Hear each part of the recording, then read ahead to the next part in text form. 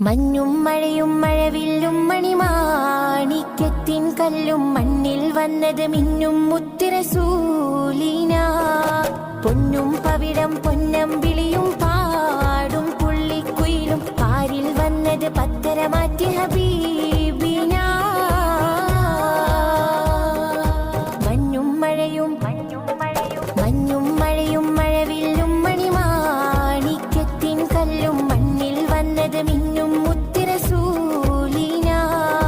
പൊന്നും പവിഴം പൊന്നമ്പിളിയും പാടും പുള്ളിക്കുയിലും പാരിൽ വന്നത് പത്തരമാറ്റി ഹബീബിന.